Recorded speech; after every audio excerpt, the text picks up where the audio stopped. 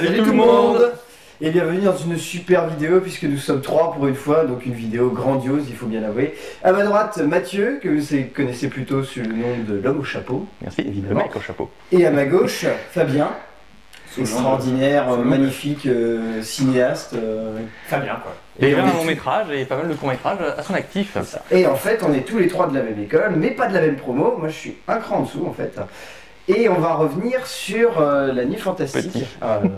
Sur la Nuit Fantastique du 14A qui a eu lieu samedi. Donc c'était samedi, on était le combien? C'était le 14 mars. Et donc on a vu 4 films. Mais avant de parler de ça, Mathieu, est-ce que tu pourrais nous dire ce que c'est que la Nuit Fantastique? Vaste question. Alors pour le dire plus simplement, il y a au 14A une journée tous les 2 jeudis en fait, ce qu'on appelle l'absurde séance. Ce sont des films complètement déglingos ou qu'on n'a plus l'habitude de voir au cinéma, le bon vieux film de cinéma de quartier, l'action complètement con, le film érotique, le film d'amour mièvre complètement débile, bref, des tas de choses diverses et avariées, pour reprendre l'expression d'Jean Maurice, le maître des lieux. Et là, il y a parfois de petits événements, comme donc l'Absurde Festival, qui concerne 4 jours de films quasiment ininterrompus, et ça peut être du très lourd parfois, surtout ce sont des films parfois qui sont contemporains, qui viennent juste d'être faits, et c'est des exclus du 14A, sur toute la France, c'est génial. On a aussi donc l'absurde séance qui lui c'est tous les 2 jeudis, et on a aussi la soirée à la con qui va avoir lieu bientôt. Et même c'est ce soir, d'ailleurs, la soirée à la con aux ateliers de Beach. Et pour finir, donc, il y a La Nuit Fantastique, 4 films, 3 films normaux, si je veux dire, et un nanar. Donc, on a... Quel nanar, putain, ouais, 3 films normaux, ouais, on va voir. Bon. 3 films normaux, alors oui, c'est un terme bien vaste. Dans le sens, justement, c'est du cinéma, oui, donc avec toute la latitude que ça sous-entend. Donc, maintenant, on va laisser les autres... commencer avec le premier film, Cub. Ouais, Cub de Jonas Govaerts. Si j'ai bonne mémoire. T'as cherché les noms. J'ai pas le nom des acteurs, hein, franchement. Professionnel. Alors qu'est-ce que ça raconte, Fabien? Est-ce que tu pourrais nous faire un résumé?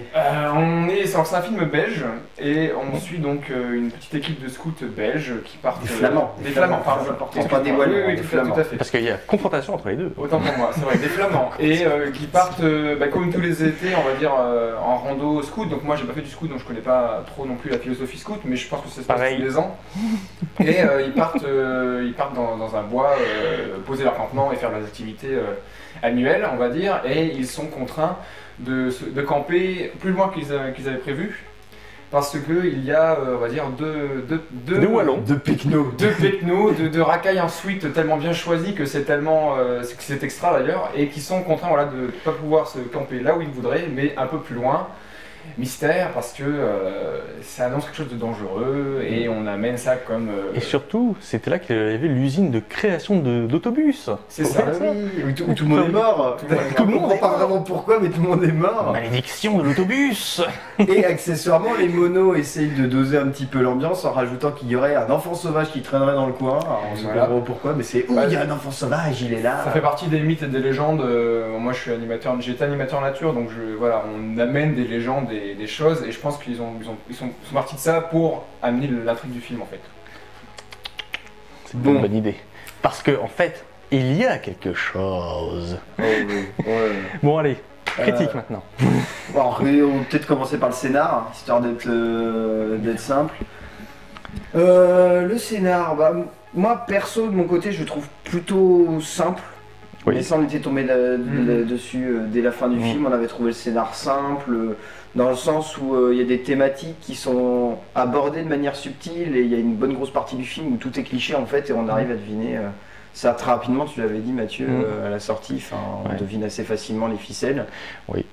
Là-dessus, moi ce qui m'avait intéressé dans ce film-là, c'est de voir l'utilisation du budget qui était fait, parce que c'est un très petit budget, film belge en plus, donc c'est pas du petit budget américain, là c'est du petit budget encore moins fort que les petits budgets français. Et pourtant, il se débrouille bien au niveau de l'image. Et moi, ce qui m'avait déplu, parce que j'adore tout ce qui est écriture, tout ce qui est développement de scénario, c'est que c'est un scénario extrêmement linéaire, parce que on a un personnage qu'on suit en particulier, on voit quasiment tout à travers ses yeux, et un exemple tout simple, il y a 2 personnages à la fin du film qui échappent à la mort, mais une fois qu'on les a vus en train de se planquer dans les bois et d'attendre, on les revoit plus de la suite parce que tout simplement le réalisateur ne s'y intéresse pas. Et moi ça m'embêtait que ce soit aussi monodirectionnel. Bon, ça c'est personnel en même temps. Après j'ai vérifié aussi, on nous a un petit peu vendu parce que c'est un truc que je trouvais bizarre, mais dans le programme qu'on nous a vendu de l'absurde séance, tous les films faisaient 1h30. En fait c'est complètement faux. Oui. En fait c'est complètement faux parce que Cub par exemple il dure 1h18 en fait, il est super court et on y reviendra après, mais par exemple Zombie Fight Club qu'on avait trouvé très long, et en fait il dure 2 heures ce film, bordel, il dure 2 heures. Ça se sentait. Mais ouais, au niveau du scénar, moi ce que j'ai trouvé, c'est un bon film de genre. Après, ce qui m'a gêné, moi, c'est au niveau de la crédibilité, parce qu'on nous amène un film, on ne sait pas si on doit prendre ça sous le ton de la rigolade ou sous le ton du sérieux. On arrive, on nous présente ça un petit peu, on nous présente assez sérieusement, voilà, c'est une histoire d'une légende, on arrive dans ces bois, on sait qu'il va se passer quelque chose, mais il y a plein de petits pics, voilà. Le premier obstacle qui est ces deux racailles en survêt, moi je me suis marré tout de suite. Oui. Ils sont en train de faire leur tour dans les champs avec leur, je sais pas comment on appelle ça, une sorte de buggy. Voilà, et il y a plein de petites choses qui, la subtilité fait que, est-ce qu'on doit rire ou pas? Donc on reste dans un thriller, on va dire, comédie un petit peu, je pense, à ce niveau-là.